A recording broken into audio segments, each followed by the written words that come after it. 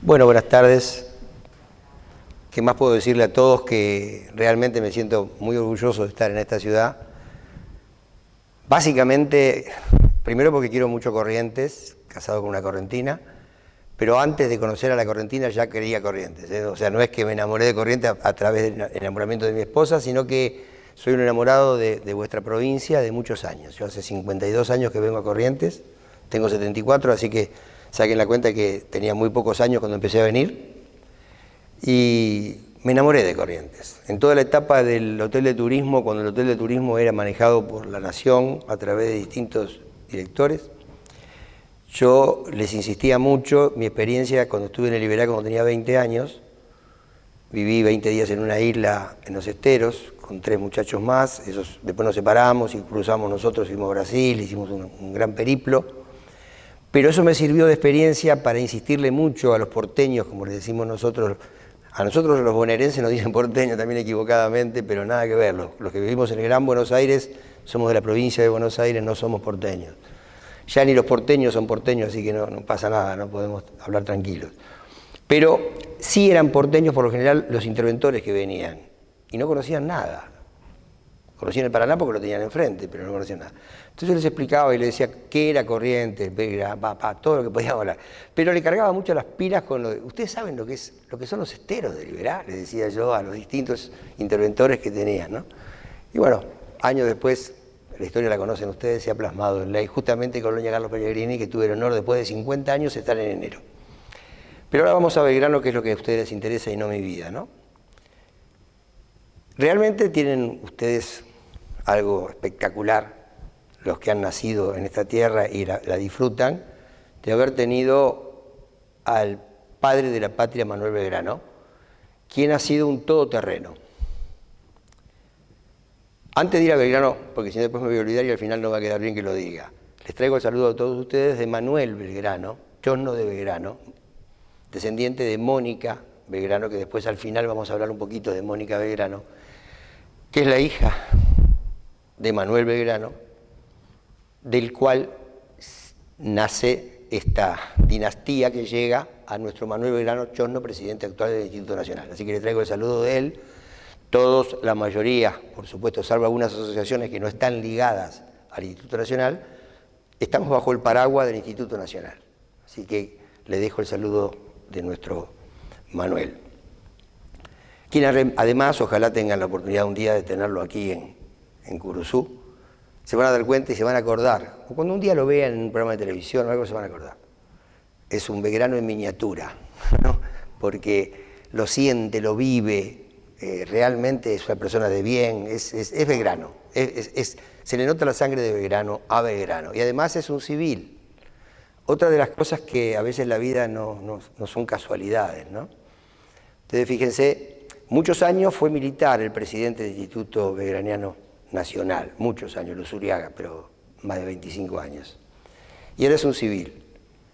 Y no se da por lo general en los próceres que los institutos nacionales tengan civiles. Por lo general hay militares y retirados de la fuerza, por lo general. Manuel no, Manuel es civil.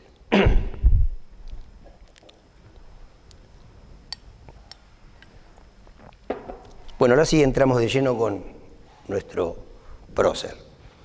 Nuestro prócer nace un 3 de junio de 1770. Nace en el mismo lugar donde después muere. Otra cosa bastante extraña para nosotros los argentinos, ¿no? Que en el derroteo de la vida hemos visto, no solamente de los próceres que ha tenido que ir al exilio, voluntario o involuntario, San Martín, Rosas y otros, pero Belgrano nace y muere en el mismo lugar, en la calle Belgrano, hoy calle Belgrano, y aprovecho a decirles algo que algunos lo habrán leído y tal vez no lo tengan muy claro. Los que hemos estudiado primaria, secundaria y hemos tenido oportunidad de avanzar un poco más, habremos visto esa casita de Belgrano que todos la habrán dibujado en el colegio primario, ¿no? Con arabescos. Bueno, esa no es la casa de Belgrano. O sea, quedó probado ahora, hace un año. 2 historiadores hicieron un trabajo con la presentación de Manuel Belgrano en el Congreso, donde la placa que se puso en la casa que se demolió y que había salido en la revista Caras y Caretas, que es la foto, no es la casa, es la de al lado. O sea, esa casa de al lado, esta gente ha hecho un trabajo arqueológico impresionante, ¿eh? Ladrillo por ladrillo, un trabajo impresionante que está plasmado en un libro de 400 páginas, ¿no? Que se ha presentado varias veces el año pasado. O sea que la casa de Belgrano es esa. En esa casa la familia Belgrano vivió por 100 años. ¿Eh? O sea, en esa misma casa el papá estuvo con arresto domiciliario muchísimos años, producto de la demanda que tuvo el padre de Manuel. Y ahora que digo el padre de Manuel, entramos de quién es hijo, ¿no? Es hijo de Belgrano Perí. ¿Por qué Perí? Ellos vienen de la Liguria, Italia, y el apellido era Perí, no era Pérez. El papá, que era comerciante, para largarse al mar y al comercio internacional de aquella época, y en la época que los españoles tenían el predominio del comercio, se transforma su apellido de Perí en Pérez. Entonces, por eso Belgrano Pérez. Manuel Belgrano es uno de los 11 hijos de esa familia. La mamá de Belgrano, Casero, santiagueña, como era costumbre en la época, lo educa a la usanza que se usaba y que ojalá se siguiera usando mucho, que es la familia primero y luego la docencia y luego los colegios, ¿no? Esa es la impronta de don Manuel. Don Manuel es una familia muy religiosa, que ya provenía de tíos, de abuelos. Y ya que estamos hablando de Manuel y de la Liguria y de Oneglia, hoy comenté algo en la charla de la mañana, hay unos historiadores que son Rossi y Belgrano, que son dos hermanos, que se fueron a Oneglia y en Oneglia estuvieron meses trabajando, hurgando el pasado de Manuel Belgrano con más de 200 años de historia de la familia en la Liguria. En esa etapa. Por eso es que aquellos que han tenido la oportunidad o saben de gente que ha viajado a Italia y a Oneglia en especial, el 20 de junio se hace una ceremonia que se sale con la bandera de la casa del, supongamos como si fuera acá el intendente o el que está al frente del municipio, y se hace una caminata con la bandera, al igual que hacemos nosotros, por ejemplo, el 3 de junio en el Almirante Brown, salimos del monumento a la bandera que está en Bursaco, de adentro de la iglesia, tenemos una plaza bastante amplia, casi 2 manzanas, salimos dentro de la iglesia con la bandera y vamos hasta el mástil donde las autoridades y nosotros la izamos. Eso se hace. Entonces hay mucha gente que va a Italia o va a Oneglia y después se confunde porque viene a Argentina y dice, che, Belgrano es italiano, ¿no? ¿Por qué? Primero porque otro detalle que hoy lo comentamos, el 3 de junio está tomado como el Día del Inmigrante Italiano en Argentina. ¿Y por qué está tomado? Por Manuel Belgrano. Al igual que está tomado el Día del Economista, el 2, por Manuel Belgrano. El día de los Marítimos, también por Belgrano, por la Escuela de Náutica, que si no me falla creo que es en julio, pero no lo tengo eso muy claro, no me acuerdo, si es el 25 de julio, pero está tomado también por Manuel Belgrano ese detalle. Nosotros tenemos dentro de nuestra estructura una fundación de un decano de la Universidad de Lomas, que es economista. Hay un libro muy importante de Belgrano que hoy estuve yo comentando la posibilidad de ver si podemos donar para Curuzucuatiá la colección de libros de Manuel Belgrano que tiene el Instituto Nacional, donde hay un libro específicamente de economía de Manuel Belgrano, o sea, Manuel el todoterreno, ¿no? Bueno, ya estamos en que estudió en Buenos Aires, se recibe, hace sus primeras letras, luego se recibe de bachiller. Y a los 16 años, su padre hace algo parecido, estábamos hablando recién con la gente de Newbery y de, fíjense ustedes las similitudes de casualidad, ¿no? Newbery viaja a Estados Unidos a los 16 años también. El padre lo manda, va 2 veces, pero una de las veces a los 16 años, y después regresa como ingeniero civil. No es para hablar de Newbery, pero quiero decirles, fíjense qué casualidades, los dos son civiles. Jorge Alejandro Newbery, un siglo después. Belgrano nace el 3 de junio del 70 y Newbery nace el 29 de mayo de 1875. O sea que con un siglo y 5 años de diferencia, similitudes. Uno se recibe de abogado en Valladolid y el otro se recibe de primer ingeniero civil en Estados Unidos y es el primer ingeniero que llega a nuestra patria. Cuento esto para el hecho de ver cómo los padres pensaban en siglos pasados. Obviamente no teníamos la suerte de tener los establecimientos educacionales que tenemos ahora, entonces en la búsqueda mandaban a sus hijos. Por supuesto que vamos a hablar un ratito, ¿no? Belgrano puede dar para hablar 4 o 5 horas ininterrumpidamente cualquiera, pero de verdad, con cosas hechas por Belgrano. Eso de un prócer todoterreno es un prócer todoterreno. No podemos definirlo en tiempo. Esa vida tan corta que tuvo, de 1770 a 1820, esos 50 años de vida, a pesar de que no era la época de la comunicación del celular, ni agarrar un auto y venir de Buenos Aires acá en 10 horas, hizo lo que hizo. Es medio loco, ¿no? Es medio loco pensarlo. Hoy que vemos que es muy difícil para muchos, cuando invitamos a participar, sobre todo, seguramente que la gente que está acá casi toda debe ser de instituciones o cercanas a instituciones o que le gustan las instituciones, sabe muy bien lo que cuesta que hagamos participar. Fíjense ustedes, Manuel Belgrano, salir con un ejército, venir, ir al Paraguay, después ir, cruzar el mar, a estudiar, volver. Bueno, una vida enorme. Pero para no irnos por las ramas y seguir destacando las realidades de su vida, saltando, por supuesto, detalles, quién fue su primer profesor, Chorroarín, porque si no tenemos, de verdad tendríamos que estar... Les comento qué hacemos nosotros los belgranianos de Brown. Nosotros hacemos el 3 de junio el acto de verano. Entonces, ¿qué hago? ¿O qué hacemos? Hace 19 años, este va a ser el 20. Viene la banda de la Fuerza Aérea, un acto interesante, donde le doy la palabra al presidente del Instituto Belgraniano de Tigre, una persona muy preparada, muy capaz y muy estudiosa. Entonces le digo, por favor, háblame desde que nació hasta los 20 años. Porque si no, todos los que vienen a las reuniones se van sin nada, porque si querés resumir toda su vida en un acto público, primero que la gente empieza a mirar para otro lado, porque lógicamente no está para eso. Entonces tratar de definir en sus primeros 20 años, ¿qué puede haber hecho en 20 años? Sí, mucho. Entonces, ahí que por lo menos se aprenda bien qué se hizo en los primeros 20 y después ir a los segundos 30, que obviamente fueron muy fructíferos, ¿no? En su estadía en España, cuando viaja, está en la casa de una hermana, casada con un calderón de la Barca. Nosotros estuvimos en Oviedo con mi esposa y se me daba, ¿no? Esas cosas que tiene el ser humano y la cabeza, y las conexiones raras que a veces hay. Íbamos caminando, Oviedo es una ciudad que está muy conservado el casco histórico. Que hoy hablábamos con un señor aquí del Instituto Belgraniano, que ojalá ustedes carguen las pilas a los consejos deliberantes para la conservación de la fachada, bueno, una cosa que en Argentina mucho no se hace.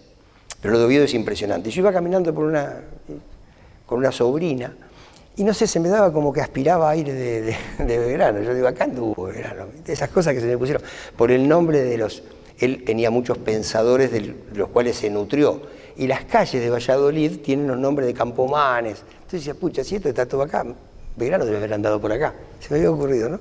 Bueno, en realidad sí, Belgrano anduvo en la Universidad de Valladolid, que no está muy difundido acá, salvo Balmaceda, que lo sacó en un libro, hay una placa enorme de bronce que dice, por esta pasó Manuel Belgrano. ¿Por qué? Porque Valladolid, Manuel Belgrano estudió las primeras letras en una, llamémosle, dependencia de la Valladolid en Buenos Aires. Entonces seguramente ha ido a Valladolid a rubricar sus estudios. Después se recibe de abogado en Salamanca y en Valladolid. El doctorado no lo hace, fíjense ustedes, ¿no? Ustedes ya sabrán el tema de los libros sagrados que él pide a la iglesia que le permitan. ¿Qué necesidad tenía, no? Pero bueno, quería leer los libros sagrados, se metió a leer los libros sagrados. Y tenía que hacer el doctorado luego que se recibe. Y le escribe a la madre, porque la madre le dice si va a hacer el doctorado. Le dice, yo no voy a hacer el doctorado, porque con lo que estoy aprendiendo, era la época de la Revolución Francesa, los manejos económicos, creo que me tengo que preocupar por otras cosas, ya soy abogado. Y ahí es donde defiende, en esa etapa de abogado, defiende a su padre, que arrastraba una causa por impuestos y por problemas, le achacaban contrabando.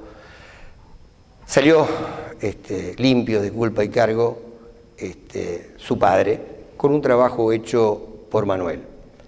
En esa etapa regresa a nuestro país, pero ya él empieza a trabajar, no tenemos que olvidarnos que bajo ese momento todavía no estaba ni siquiera el virreinato del Río de la Plata, nosotros dependíamos de otro virreinato, y Manuel Belgrano quería tener algún cargo de importancia y de trascendencia y de trayectoria en nuestra patria, ¿no?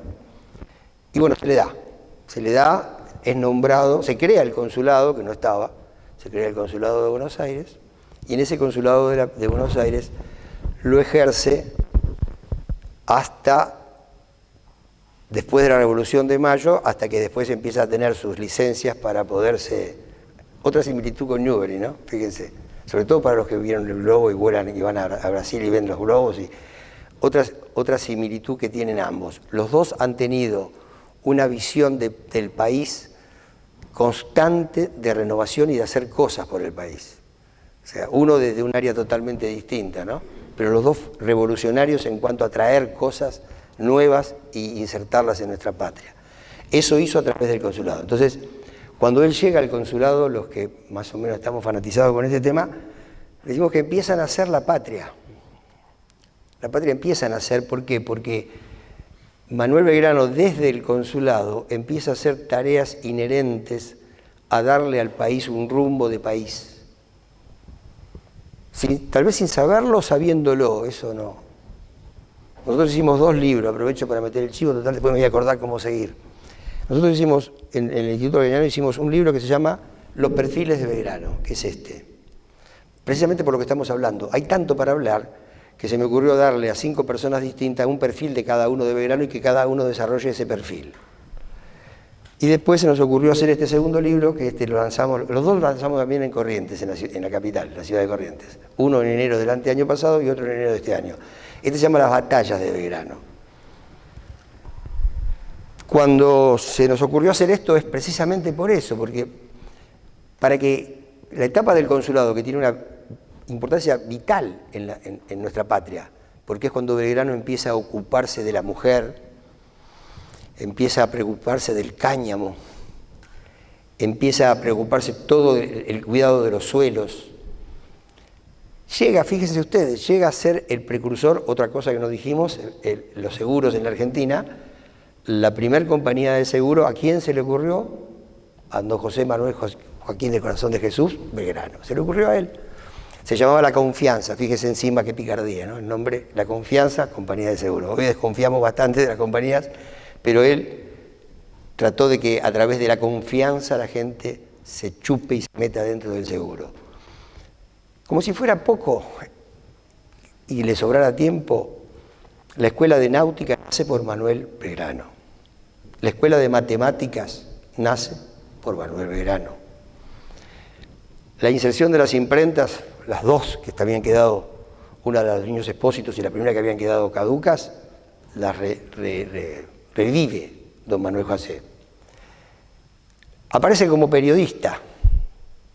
Los diarios que se empiezan a permitir, también con un trabajo de Belgrano, porque podríamos decir, como decimos en Buenos Aires, en grupe, ¿no? O como dicen los porteños, en grupe, al virrey, y empieza a gestar desde adentro del periodismo la llama de la Revolución de Mayo. Para no saltear a la Revolución de Mayo y darle otro grado de importancia a Manuel Belgrano, es cuando hacemos la historia de la patria y a veces tomamos desde 1814 o 15 para arriba, ¿no? Y para la mayoría de ustedes, ¿cuándo nace la patria? Una pregunta, ¿no? La mayoría de ustedes, ¿cuándo nace la patria? Para ustedes, ¿cuándo nace la patria? 1810. Para otros, ¿todos dicen lo mismo? 16. Estará, como dice algunos periodistas, está opinado, ¿no? O sea, no todos piensan igual. Por ahí hay una mayoría que piensa el 10, pero hay muchos que piensan el 16. Y en realidad podríamos también decir que la patria empieza a nacer un poquito antes. Podríamos decir que empieza en 1806, 1807, con las 2 revoluciones. Perdón, 2 revoluciones, las invasiones inglesas. En esas 2 invasiones, ¿quién participa en esas 2 invasiones peleando? El que no sabía nada de guerra, Manuel Belgrano. ¿Cómo? Si no sabe nada. Nosotros cuando íbamos a la primaria, yo y ustedes también, ¿no? Tal vez en Curuzú no, porque por acá en Curuzú, con un espíritu distinto, lo tendría mucho más arriba Manuel. Pero nosotros en la primaria, Manuel Belgrano, San Martín, Manuel Belgrano, creo la bandera. Manuel Belgrano se avergüenza de su actuación en la primera invasión y por eso que justamente después se pone a estudiar los movimientos de la guerra. ¿Qué pasa? El virrey Melo, cuando lo nombra capitán de milicias, lo deja a cargo del consulado y fuerte de Buenos Aires en la primera invasión. Y él terminó yendo a Montevideo. Pero aún así, hay que destacar que fue el único funcionario de toda la corona Que no firmó. que no suscribió la rendición ni se rindió, digamos, frente a las tropas inglesas. Muchas gracias por la acotación. Por eso decía que tenemos para hablar horas. Él cuando le da vergüenza, dice me avergüenzo. Como que nos corrieron con los bomberos, prácticamente falta que dijera él, ¿no? Cuando vio cómo nos ganaron, ¿no? Dijo, no puede ser. Entonces se empieza a preparar. Por eso cuando se habla de que Belgrano no estaba preparado, por supuesto era abogado, ¿no?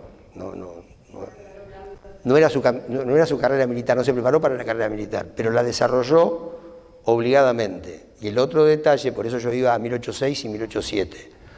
Llegamos a 1810 también.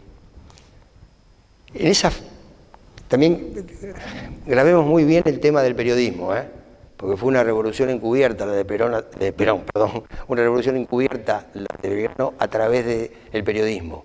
¿Por qué? Porque empezó a preparar a la ciudadanía, chica ciudadanía de aquel momento, pero prepararla con la ayuda, obviamente, no vamos a quitarle valores a todos los que rodearon a Belgrano, no es el único, por supuesto.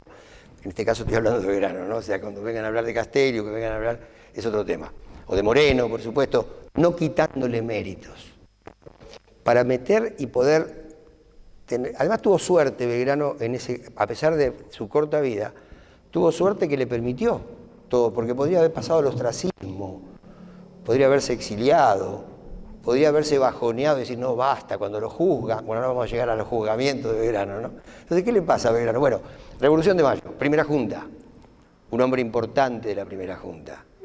Obviamente de esa primera junta, algunos historiadores dicen que para sacárselo de encima, como después se quisieron sacar de encima a San Martín, se quisieron sacar de encima a Belgrano y lo mandan a esta expedición que vamos a hablar, que es uno de los temas que es el Camino de Belgrano o la Ruta de Belgrano. Entonces Manuel, ustedes recuérdense también para fijar la personalidad de Manuel Belgrano.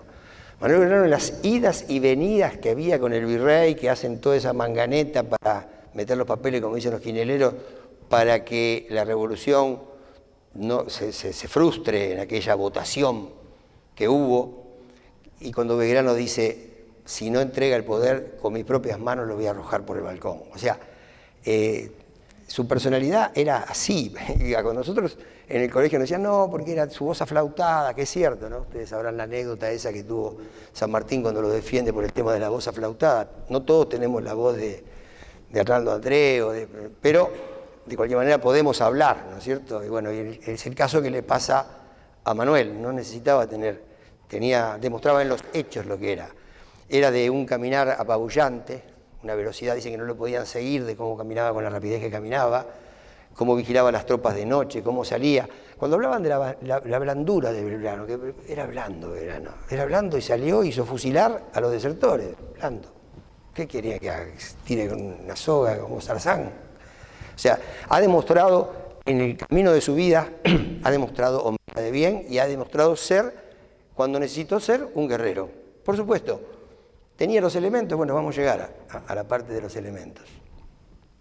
Estamos en la Revolución de Mayo y estamos en esto que es una de las cosas que me movió, y vamos a los agradecimientos, ¿no? El agradecimiento al señor Intendente por haber sido permeable a que un ciudadano común venga a hablar con políticos y funcionarios del municipio para fortalecer lo que todos ustedes conocen, porque no estamos inventando nada con el Camino de Belgrano. Hay antecedentes, hay gente de Mercedes que ha escrito, hay varios que han escrito acerca del Camino de Belgrano. Enciso ha escrito, bueno, hay varios que han escrito al respecto. Lo importante y que es lo que insistimos en tratar de ver si se puede lograr, es que a través del camino de Belgrano se logre insertar aún más en la población, no solamente de Curuzú, ni de Mercedes, ni de Yaguareté Corá, ni de Candelaria, ni de Ituzaingó, sino en la población, por ende, de la República Argentina, para que nos demos cuenta cuál fue la gesta de Manuel. O sea, cómo fue lo de Manuel Belgrano y todos los que lo siguieron para venir desde allá, poner las canoas para cruzar el Paraná, ir a Paraguay, lograr que después en el Paraguay pase lo que pasa con la semilla de libertad, diciendo lo que la señora comentó acerca de las invasiones, que cuando Belgrano se sienta con Crawford, el inglés, y lo convence cuando dijo de un solo amo, cuando los ingleses nos querían convencer que pasemos para ellos, le dice que no. O sea, la parte diplomática que está metida ahí en Belgrano diplomático ya arranca en las remociones inglesas. O sea, siempre tuvo en la cabeza un estilo de conducción pensando en un país futuro, desde las invasiones inglesas hasta después de la Revolución de Mayo, que obviamente ahí sí lo afianza lo que estamos hablando, ¿no? Lo que estamos hablando lo afianza a partir de la Revolución de Mayo, pero para algunos pensamos que lo vino preparando con otros pensadores de la época a través de la lectura. Se leía mucho, y hablando de la lectura, y hoy estuvimos en un lugar muy hermoso que tienen ustedes aquí, plagado de libros. ¿Ustedes tienen idea de la cantidad de libros que Belgrano donó? Toda su biblioteca donó Belgrano, pero una biblioteca eximia, de todo tenor. O sea que eso también es parte de un prócer que no solo peleó, que no solo buscó difundir nuestra Revolución de Mayo yendo al Paraguay. Cuando va al Paraguay, y que algunos historiadores en su momento pensaron como que él era continentalista o que iba con ansias, él reniega cuando lo mandan. ¿A qué voy? O sea, lo quería, él lo entendía a qué iba, pero cumplió yendo. Iba para difundir nuestra revolución, pero ya el Paraguay le había dicho que no, o sea, era sabido que no, que los paraguayos no iban a aceptar. A pesar de lo cual, tiene una honrosa derrota. En esa honrosa derrota hay donación, llega a donar para los heridos y muertos del Paraguay, una cosa que no, el que pierde dona para pagarle a los que murieron del otro bando. Y después es una historia conocida por todos ustedes seguramente, que la llama que enciende luego en el Paraguay es la llama que Belgrano puso en ese país. Pero ¿qué pasa? Nuestro país es así, ¿no? Juzga más a los buenos que a los malos. Juzga mucho más a los buenos que a los malos. Y hay más castigo para los buenos que para los malos. Por lo general. No siempre, pero bastante ocurre. Entonces, lo juzgan por la batalla de Tacuarí. Obviamente que era un partido ganado, ¿no? Era un partido ganado. No solo gana el partido, Manuel, sino que, ¿qué pasa?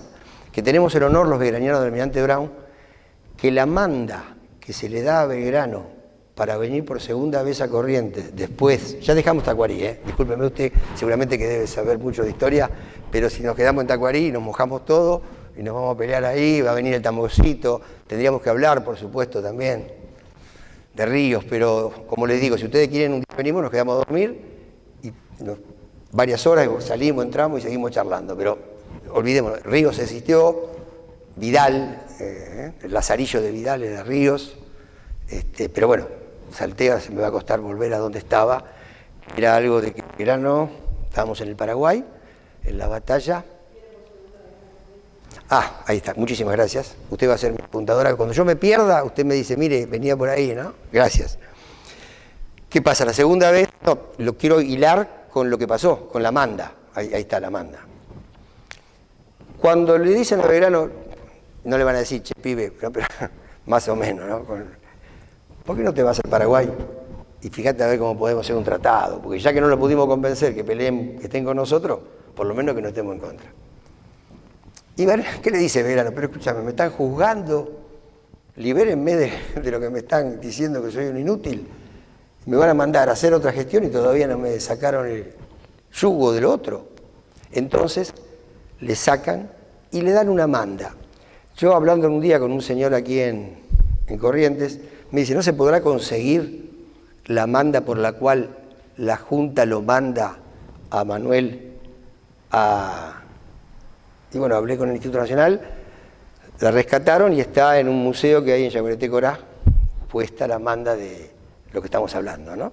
Que es cuando viene con Echeverría, algunos dicen Echavarría, otros dicen Echeverría, en la misión diplomática de aquel entonces, que es cuando permanece 30 días en Corrientes, que eso también daría para que se profundice, se está profundizando bastante, ¿no? Hace 10 años había mucho menos información de su estadía en Corrientes. Allá hay lugares en la capital donde se han puesto en valor, que marcan la estadía de Belgrano en ese. Pero habría que hacer un corredor, habría que hacer algo también con el Consejo Deliberante, se supone, pero ahí no me voy a meter, ¿no? Que lo haga el gobierno de la ciudad de Corrientes. Pero ese es el segundo paso, que ustedes han tenido una gran dicha en Corrientes, que Belgrano estuvo 2 veces, una vez con mucho territorio recorrido, que es la que decimos, y la segunda vez con Echeverría, o sea, 2 veces. Nosotros los bonaerenses, a pesar de Belgrano ser nacido en la provincia de Buenos Aires, en Buenos Aires su vida se circunscribió a irse y volver por la zona de acceso norte, digamos así, y nunca ir para nuestra zona.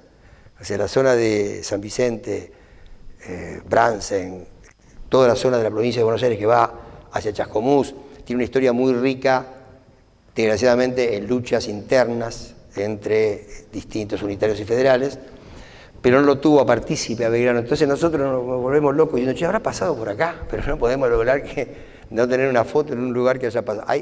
Rosas sí, dicen que estuvo cerca de Bursaco en el partido de Almirante Brown, pero Belgrano nunca, salvo Iparraguirre. Belgrano se junta mucho con un señor que era agrónomo, que era Iparraguirre, por el tema de las semillas. Y hay un comentario que ese Iparraguirre tenía una zona de influencias en lo que podría ser parte de la zona de Monte Grande, La Matanza, y podría llegar hasta Almirante Brown. Pero bueno, sería hilar muy fino para pensar. Pero ¿por qué le llego a esto? Porque ustedes tienen el honor de que Belgrano estuvo acá, no solamente para el cruce, sino que después volvió con Echeverría. Una vez que finalizamos con esto, bueno, obviamente el 16 de noviembre de la fundación de ustedes, no tiene sentido hablarlo porque me parece que es un hecho demasiado conocido en 1810. Cuando ya pasamos a 1811, vamos avanzando en el tiempo, viene esa manda que se le hace a Belgrano a fines de 1811, para tratar de las famosas baterías Libertad e Independencia, donde se podría lograr a través de ahí detener a los españoles que podrían venir por el Río de la Plata. Entonces, se lo pone a frente del ejército nuevamente y sale en lo que hoy es ese famoso 27 de febrero, donde Manuel Belgrano crea, previo a crear la escarapela, en el mes de febrero, crea la bandera, que era lo que necesitábamos como una identificación. Y fíjense ustedes otro detalle también de Belgrano, ¿no? Libertad e independencia. ¿En qué pensaba? Por eso cuando hablamos de 1816, que la patria nace en 1816, para los que piensan que nace en 1816, yo no, yo pienso que nace en 1810 y un poco antes también, ¿no?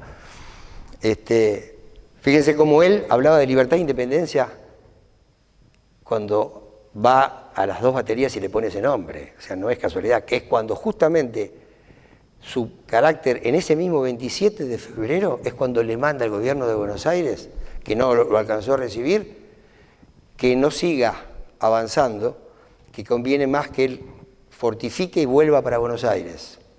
Eso no lo recibe, él lo recibe eso recién cuando ya tiene su idea de ir a producir el éxodo jujeño, que luego va a terminar, vamos a llegar ahí ahora. Entonces, cuando Belgrano sale con esa bandera, que después sí recibe, antes de llegar a Jujuy, recibe un mando de decirle que no, la bandera no, porque no querían enfrentarse el gobierno central con los españoles, quería negociar eso. Entonces Belgrano dice que bueno, la va a reservar la bandera, la va a guardar para algún triunfo que pueda tener en la guerra. Cuando continúa, decide hacer el éxodo jujeño, eso es el 23 de agosto, perdón, pero antes del éxodo jujeño, en 1811 ya que esa es la parte, no cholula, pero por lo general el otro día a Manuel Belgrano tuve que hacer la pregunta yo, porque había un grupo de gente, y cuando llegó el momento de la pregunta, nadie le preguntaba a Manuel Belgrano por los amores de Belgrano, ¿no? Entonces, todos, cuando nadie preguntaba, digo, Belgrano, ¿se podrá hablar algo de la vida sentimental de nuestro ilustre prócer? Bueno, y ahí explicó hoy. Bueno, Ezcurra se suma en 1812 a ir donde estaba don Manuel Belgrano, antes del éxodo jujeño. Y ahí es cuando nace, en 1813, para ser más preciso, el 30 de julio, Pedro Rosas y Belgrano, que es Pedro Rosas, que después es Pedro Rosas Belgrano. Hijo de Ezcurra, a este niño lo cría la hermana de Ezcurra, que es la esposa de Rosas. Esto está documentado, no es de Felipe Piña, ni está documentado que es así. Tal es así que lo reconoce después el mismo hijo, Rosas reconoce ser hijo de Manuel.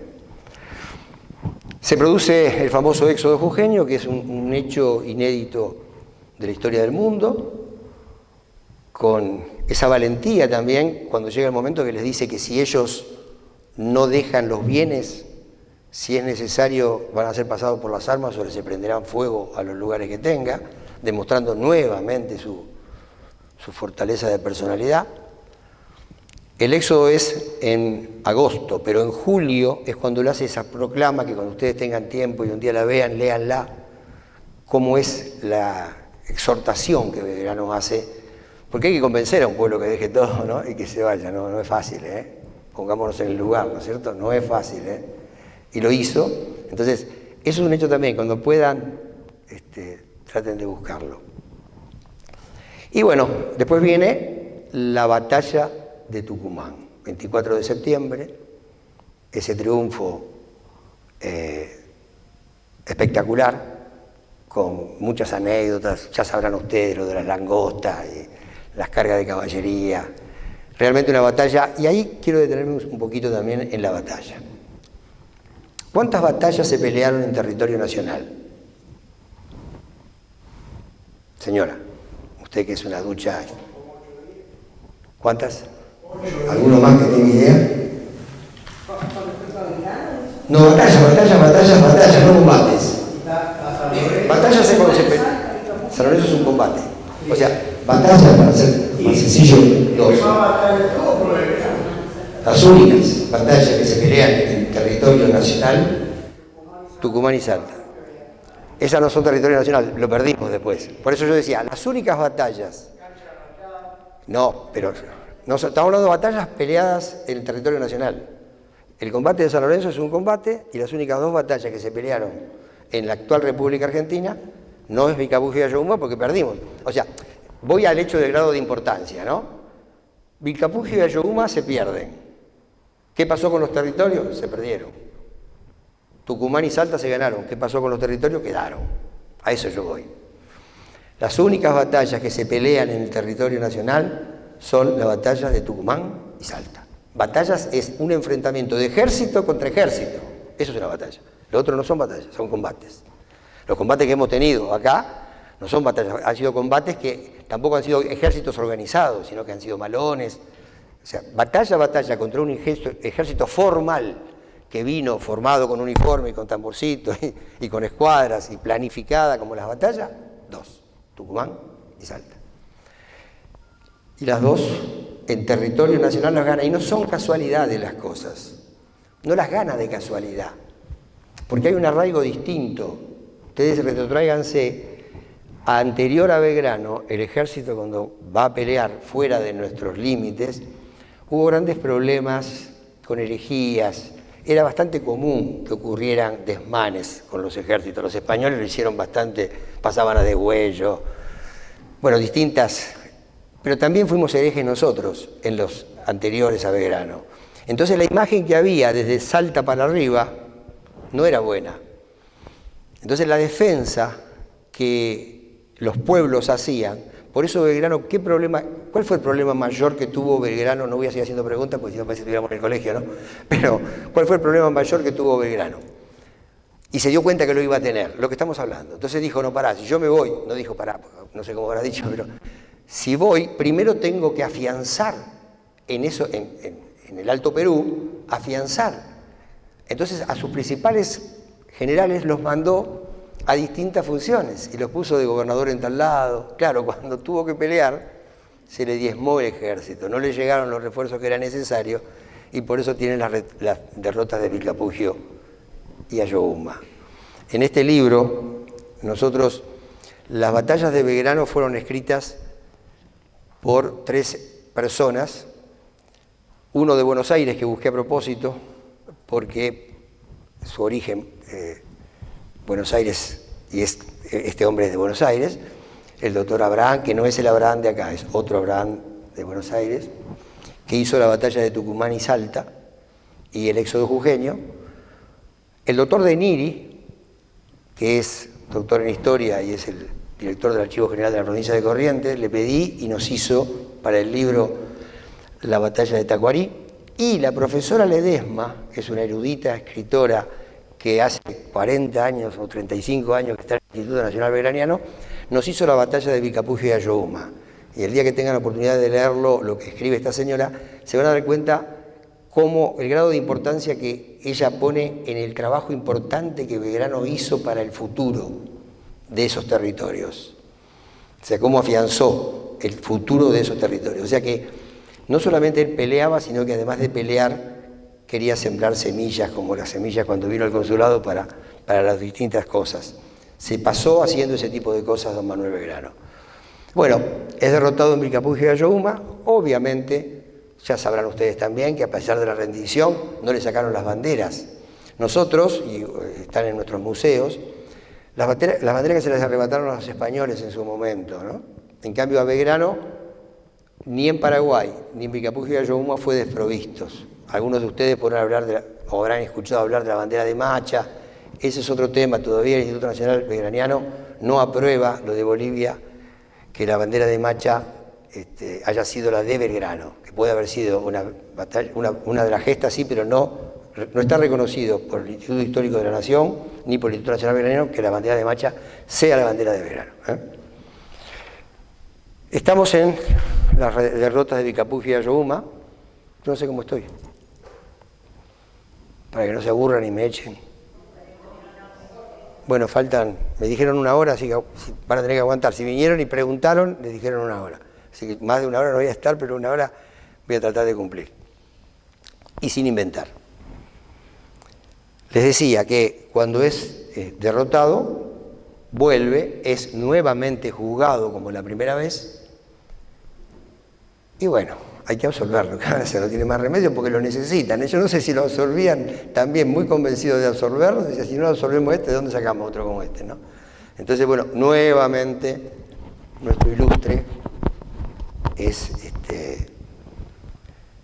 liberado de su condena por haber cometido para algunos lo que no cometió. Después, ustedes sabrán que sus propios pares del ejército son los que lo defienden, ¿no es cierto? O sea, que no es que lo defendió un abogado, como acá, no es burlando, que viene y le dice, no, para, yo te voy a arreglar todo, traigo un maletín con plata y arreglo todo. No, a él lo defendieron los pares que pelearon con él, que vieron cómo era Belgrano. Se decían, no, esto no es así. Lo que pasa es que las internas que había en la época, como decíamos, de sacárselo de encima a Belgrano, no hay duda que así fue, ¿no? Y ahí viene lo que le comenté del libro Belgrano diplomático. El capítulo más largo del libro de Belgrano, los perfiles de Belgrano, el más largo es el de Belgrano diplomático. Algunos de ustedes dirán, pero no, debe ser el más corto, no, es el más largo. Por toda la incidencia que tuvo y todo el desarrollo que tiene que haber ahí, porque ustedes no se olviden que va con Rivadavia, ahí es cuando aparece todo lo de la infanta Carlota, o sea, hay toda hay para entretenerse leyendo ahí y hurgar en esa tarea, y la dureza de Belgrano también con los gastos, las cosas que se gastaba, cómo se peleó con gente por los malos gastos que se hacían. Ya en esa época había malos gastos del erario público, ¿no? O sea que Manuel, hasta en esos detalles se metía Manuel, decía, no, esa plata no había que dilapidarla. Esa función, Vuelve de ahí. Disculpen si lo hago corto esto, porque si nos detenemos mucho no llegamos, no nos alcanza, ¿no? Vuelve de esa misión diplomática con Rivadavia, que tampoco se llevó muy bien con Rivadavia, ¿no? Cuando vuelve, nuevamente es puesto al frente del ejército. Ya estamos llegando a 1816. Cuando lo ponen al frente del ejército nuevamente, Manuel Belgrano llega el momento del 9 de julio de 1816, que es la independencia, que no me acuerdo quién dijo que la independencia era el marco de donde nacía la patria. ¿Qué rol le cabe a Manuel Belgrano en ese momento? No estuvo muy difundido eso, pero está probado, no hace falta que lo diga yo, está probado. No vayan a Google, vayan a los libros, búsquenlo, está probado. En una reunión secreta del 6 de julio, Belgrano se pone adelante de todos los congresales, como un profesor de escuela. Y como dicen los políticos, baja línea de lo que debía hacerse. Cuando viene lo que a nosotros en la primaria nos enseñaron mal, cuando decían que era monárquico, Belgrano, ¿qué quería que fuera? Si en ese momento no existía la computadora, no había Facebook. ¿El sistema cuál era el sistema? Se había aprobado con la Revolución Francesa, la guillotina, todo se había aprobado y se habían dado cuenta que no funcionaba, tenía que ir a una monarquía constitucional. Entonces Belgrano lo que decía,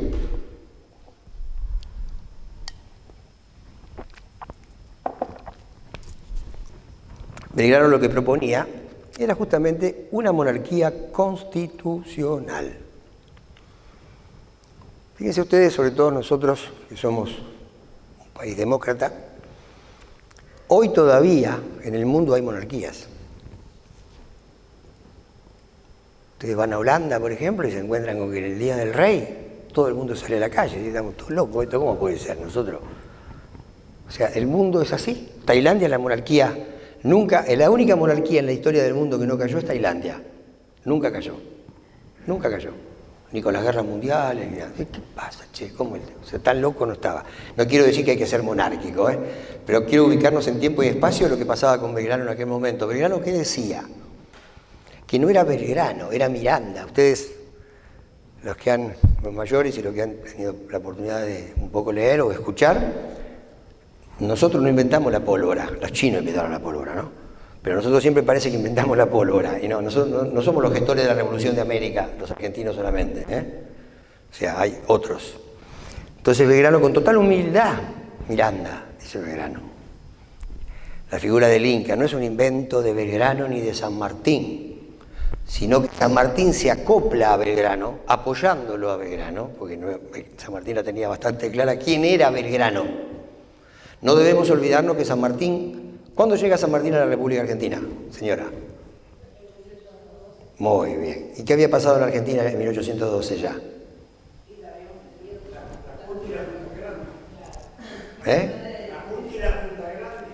Ya habíamos tenido los primeros pasos. O sea, pero San Martín sabía quién era Belgrano, porque le contaban quién era Belgrano.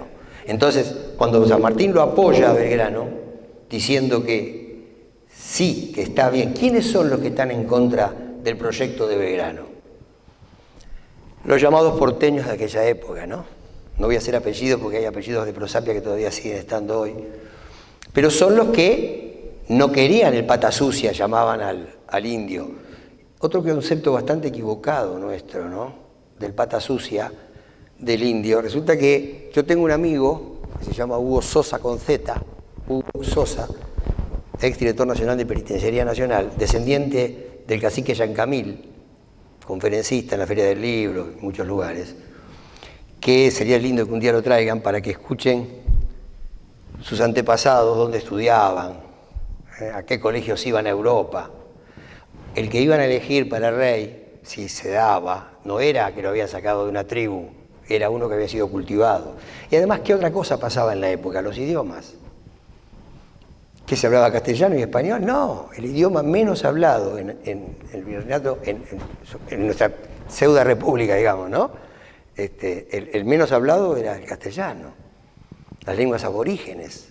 Entonces, ¿a quién íbamos a sojuzgar?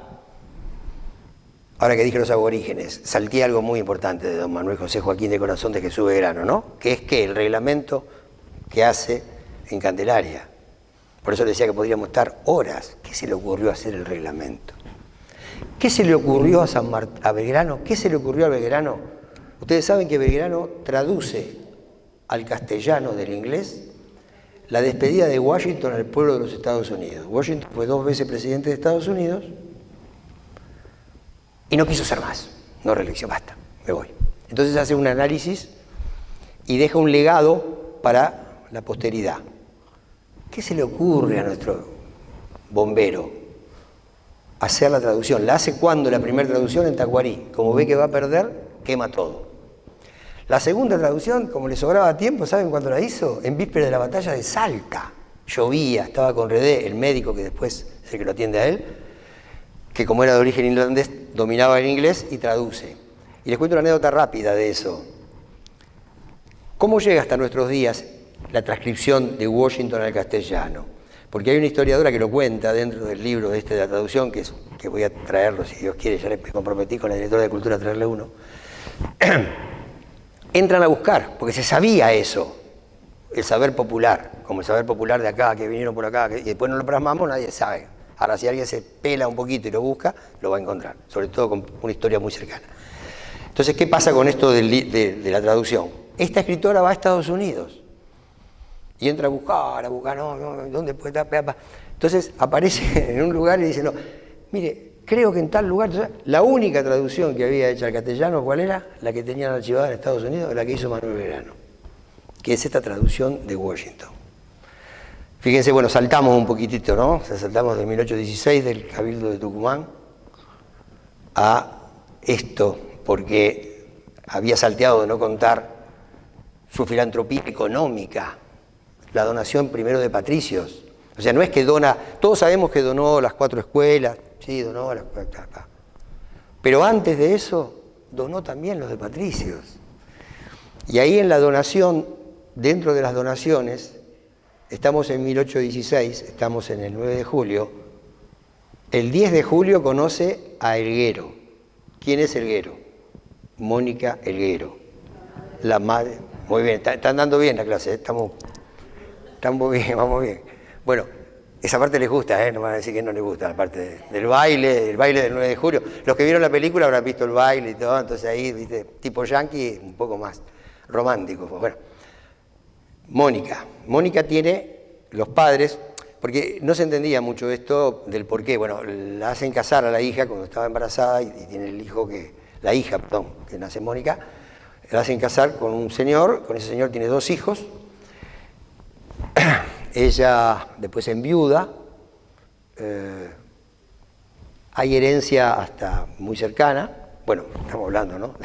Manuel Belgrano Chosno, que viene de esa rama, ¿no es cierto?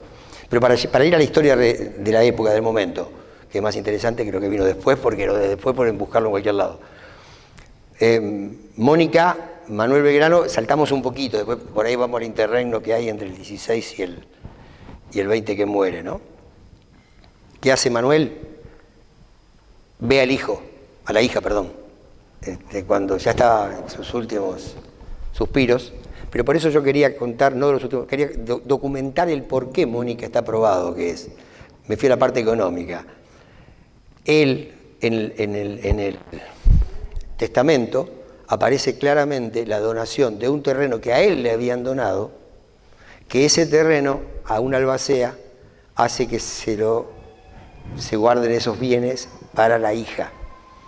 Y también un dinero a uno de los hermanos que le debía al Estado argentino, también para la hija. Entonces, un poquito demostrar que, porque hasta hace unos años atrás estaba medio agarrado de los pelos, ¿no? Lo de Mónica era medio como que era un chamullo, como decimos, ¿no?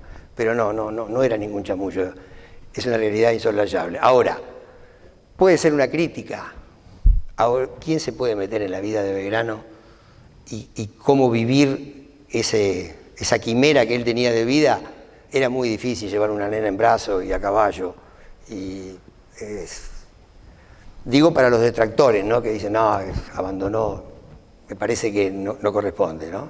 No corresponde. Tal es así que en ese momento, cuando él va a tratar de ver a su hija, es cuando lo engrillan, porque estaban las guerras civiles de ese momento. O sea, una etapa muy, muy dura de don Manuel. Bueno, vamos a lo que sucede con la independencia.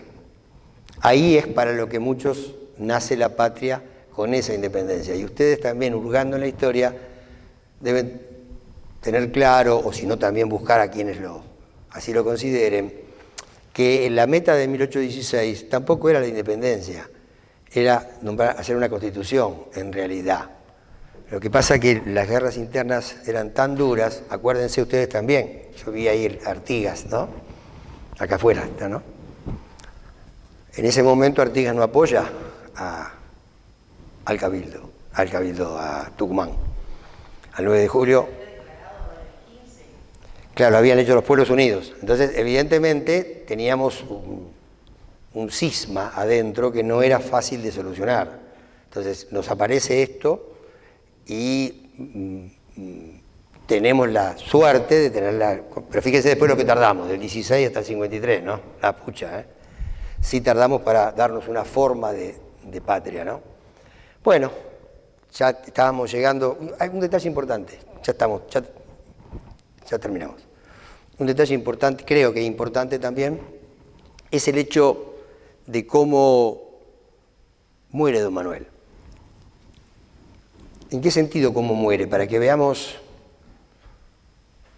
no solo lo injusto, ¿no? Bueno, la famosa noche de los 3 gobernadores, eso sabrán, como el caos que era la provincia de Buenos Aires. Un caos que era la provincia de Buenos Aires y un caos que es la provincia de Buenos Aires. O sea, la provincia de Buenos Aires viene una guerra interna desde aquel entonces hasta hoy. O sea, la provincia de Buenos Aires es una cosa media extraña, ¿no? Estaba demostrado la convivencia que teníamos en Buenos Aires con el gobierno nacional y el gobierno provincial. O sea, después viene la ciudad autónoma, pero era todo Entonces, Manuel viene a morir, que lo dije al empezar y lo digo al terminar, viene a morir a la misma casa donde vivió en la opulencia, porque era una familia de las más ricas. Esa filantropía de vida es la que nos debe mover a todos nosotros. A mí me preguntan muchas veces, y nos preguntan, no a mí, nos preguntan al sanmartiniano, al newberiano, al browniano, ¿ustedes por qué están? ¿Qué buscan con la difusión de los próceres? Yo, básicamente también por mí, pero muchos dicen lo mismo, ¿no? Rescatamos de ellos para predicar con el ejemplo. Si nosotros no tenemos esa meta del ejemplo, ya sea no solamente el ejemplo de vida, sino la tosudez, la valentía, los principios morales, la ayuda al otro, el reglamento de las escuelas, las niñas huérfanas, los sembradíos, la escuela de náutica, la compañía de seguro, el periodismo, la difusión de la liberación de nuestros pueblos, el hecho heroico de la batalla de Salta, cuando le perdona la vida a los que lo habían traicionado, cuando libera en la batalla de Tucumán esas cosas que ha hecho, el gesto que tiene cuando el sable no recibe, le devuelve el sable a su derrotado, es un ejemplo de vida. Entonces, nos place a los que tenemos la suerte de que por alguna circunstancia de la vida fortuita tenemos la oportunidad de poder hablar de Manuel Belgrano, decirle a todos que hagan lo posible, cada uno de ser un belgranito, o ser también no vamos a entrar en otros, porque si no siempre va a decir, no, yo no quiero ser Sarmiento, yo no quiero ser este. Pero bueno, tenemos unos ejemplos bastante serios que son Brown, Belgrano y San Martín. Bueno, copiemos, tengamos su ejemplo. Muchas gracias a todos por haberme escuchado. Muchas gracias de vuelta nuevamente a las autoridades por haber sido permeables.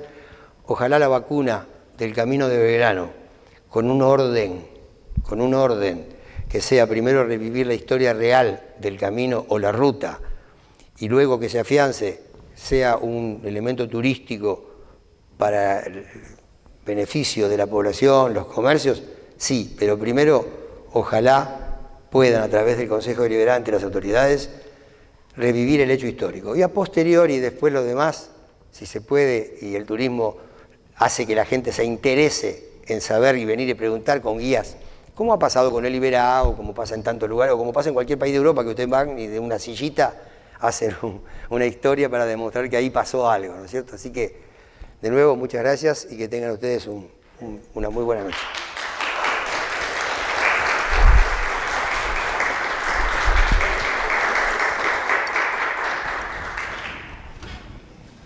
Bueno, en nombre del señor Intendente, que está viajando, no puede llegar todavía, me pidió que le haga entrega de este presente para usted. Así. Upa. Bueno, ya tengo que empezar a leer esta noche, ¿no? Bueno, muchísimas gracias. Y la bandera de cruz. La bandera de cruz, perdón. Bueno, ahí va a estar el tren. Muchas gracias.